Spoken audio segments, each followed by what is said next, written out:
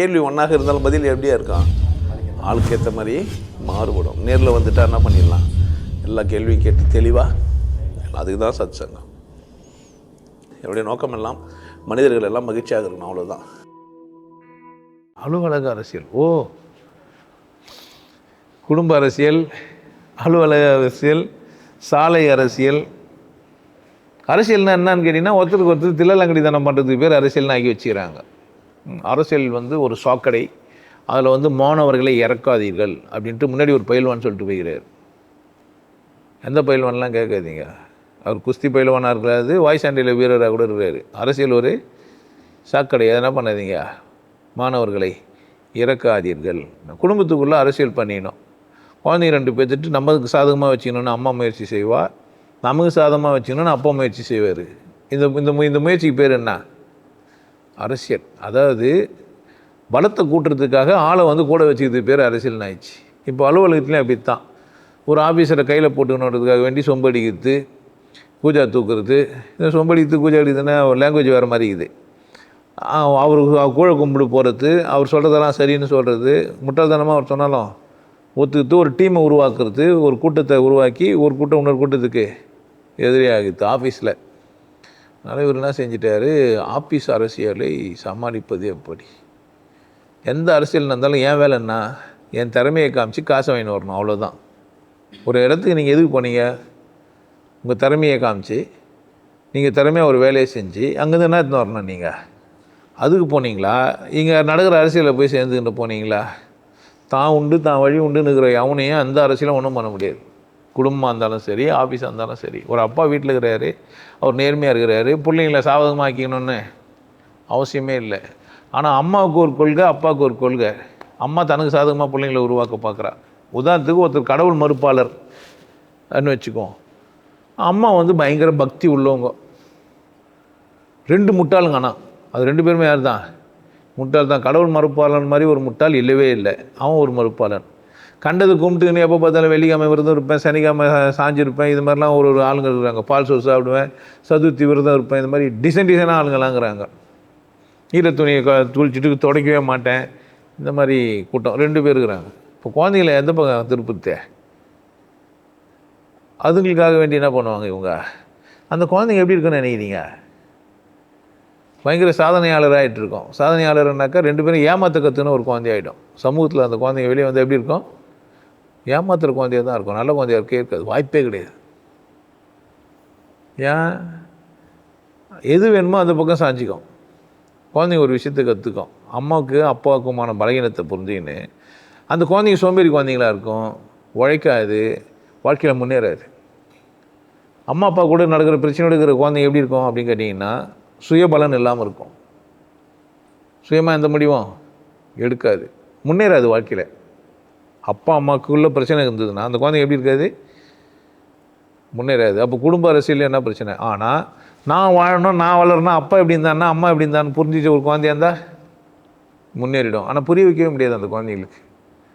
ஜாலியாக இருக்குது இல்லை அவங்களுக்கு. 2 பேர் கூட நடக்கிற சண்டையில் இவங்க என்ன பண்ணிருப்பாங்க, அழகாக குளிர் காஞ்சி உட்காந்து இருப்பாங்க.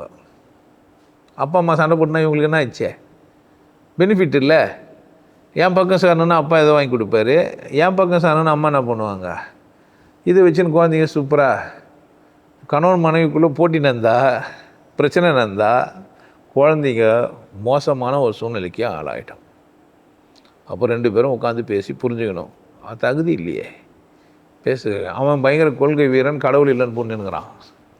யாரோ அவனுக்கு சொல்லிட்டுக்கிறாங்க, பெரிய தாத்தா ஒருத்தர் கருப்பு சட்டை போடணுன்னே அவன் பைத்தியம் ஆகிட்டான். இவன் குடும்பத்தில் வளர்ந்தெடுத்து நாங்களாம் அப்படியே பூர்வீகமாக நாங்கள் காலகாலமாக காவடி தூக்கினுக்கிறோன்னு நினச்சிங்கிறாங்க. செருப்பு போடாமல் போவோம், எங்கள் தாத்தா எங்கள் அப்பா எங்கள் அண்ணன் தம்பிங்கெல்லாம் குத்திப்பாங்க அப்படின்ட்டு இவன் வெறி பிடிச்சி இவகிறா. அந்த குழந்தை எப்படி இருக்கான்.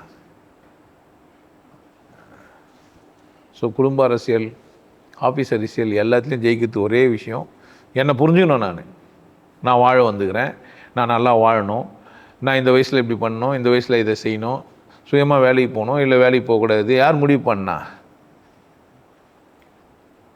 புரியுதா?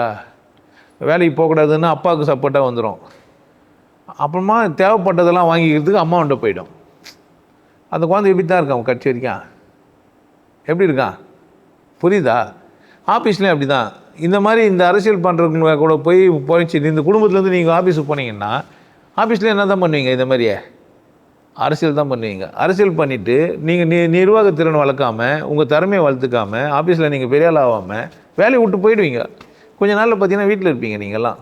இந்த குழந்தைங்கள்லாம் பார்த்தீங்கன்னா வாழ்க்கையில் முன்னேறாது. மனிதன் முன்னேறாததுக்கு காரணம் என்ன அப்படின்னு கேட்டிங்கன்னா, குடும்பத்தில் நடக்கிற அரசியல், ஆஃபீஸில் நடக்கிற அரசியல், ரோட்டில் நடக்கிற அரசியல்லாம் இருக்குது. இன்னும் நடுரோட்டு அரசியல்லாம் இருக்குது. டீ கடை அரசியல் வரக்குது. டீ கடையில் போகும்போது கெத்தாக ஒரு 4 பேர் டீ வாங்கி கொடுத்துட்டு அவர் இஷ்டத்துக்கு எதனா பேசினப்பார். அப்போதைக்கு அவன் சொல்கிற வரைக்கும் ஆமாம் என்னவானுங்க. அவன் ஏந்து போனவனே அப்படியே வேறு பேசுவான்.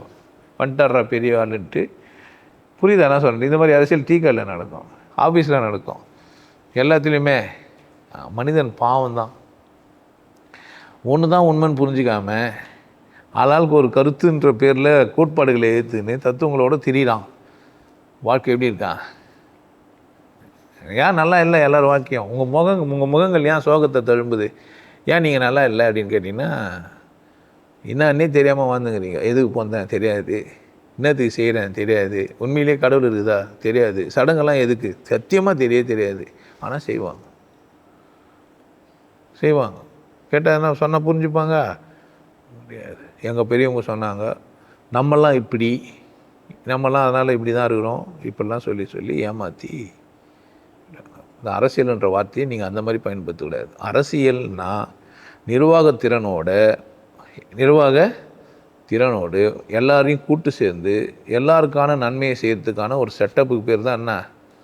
அரசியல். ஆனால் அரசியல் அசிங்கன்ற பேராக்கி அதுக்கு நிறைய கதைகளை வர சொல்லி ஊரை ஏமாற்றி தலைவர் ஆகிறதுக்காக நமக்கு கருத்து கோட்பாடுகளை சொல்லி நிறைய தரவுகளை உருவாக்கிட்டு போட்டி மனப்பான்மை நம்ம உருவாக்கி இப்போ பார்க்கலாம். நீங்கள் ஏடிஎம்கே, டிஎம்கே, தாவிக்கே எல்லாம் எலெக்ஷனில் நின்றுச்சு.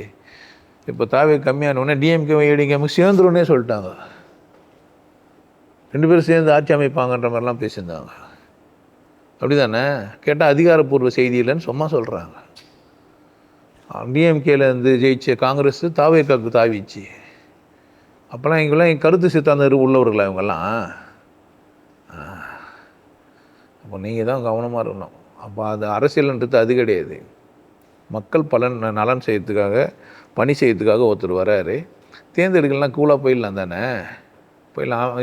வரல, இவர் வரலன்னா அவர் வரலன்னா அதிபர் ஆட்சியை நந்தன் போட்டோமே, ஆளுநர் ஆட்சியை நந்தன் போட்டான் இல்லை? முடியுமா?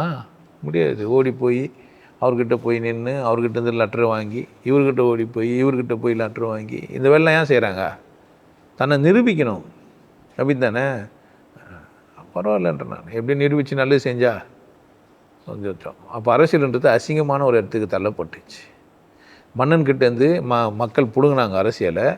இப்போ பிடுங்கி திருடங்கிட்ட கொடுத்துக்கிறாங்க, ஏமாத்துக்காரங்கிட்ட கொடுத்துக்கிறாங்க, நேர்மையானவங்கிட்ட கொடுக்க முடியல. ஏன்னா அரசியல் அமைப்பும் அதுக்கான சூழ்நிலையை உருவாக்கவே இல்லை. ஜனநாயகத்தை புரிஞ்சிக்கல. அப்போ குடும்பத்தையும் புரிஞ்சிக்கல. குடும்பத்தில் அப்பா அம்மா எப்படின்னா இருந்தாலும் நான் நல்லா இருக்கணும்னு நினைக்கிறக்கும் வந்து நல்லாயிருக்கும். ஒரு ஆஃபீஸில் போய் வேலை செய்கிறவன் நான் சம்பளம் வாங்குறேன், நான் சரியாக வேலை செஞ்சுட்டு போயிடணும்னு நினச்சாவும் நல்லாயிருக்கும். ரோட்டில் போகிறேன், எனக்கு வேலை சுற்றி பார்த்து அவங்கள திருத்தி என் வேலை இல்லைன்னு நினச்சாலும் நல்லாயிருக்கும். டீ கடைக்கு போகிறேன், டீ குடிச்சிட்டு வந்துடுவேன்னு போனாக்காலும் நல்லாயிருக்கும். ஸோ ஒவ்வொரு மனிதனும் தன்னை வளர்த்துக்கணும், நல்லா இருக்கணும்னு நினச்சிட்டான்னா எதுவுமே பிரச்சனையே இல்லை. ஓட்டு போட்டோமா வந்தோமான்னு இருந்தோம்னா பிரச்சனையே இல்லை. என்றைக்கு வருமோ பார்க்கலாம். சிவகி வந்துட்டாரு, பார்ப்போம், மாற்றுவோம். உங்களுக்கு எல்லாருக்கும் ஒரு விஷயம் சொல்கிறேன். ஆனந்த வாழ்வு அப்படின்ற ஒரு கோர்ஸ் யூடியூப்பில் போட்டு வச்சுக்கோங்க. Happy life course. நீங்கள் மெம்பர் ஆனீங்கன்னா ஆனந்த வாழ்வு கோர்ஸை நேரடியாக நீங்கள் யூடியூப்பில் பார்க்கலாம். ஃபேமிலியாக டிவியில் போட்டு என்ன பண்ணலாம்? எல்லாரும் ஃபேமிலியாக போட்டு பார்க்கலாம். ஒருத்தர் தான் சப்ஸ்கிரைப் பண்ணீங்க, 5 பேர் 6 பேர் என்ன பண்ணலாம்? நீங்கள் அதை பார்க்கலாம். வாய்ப்பு பயன்படுத்திக்கப்பா.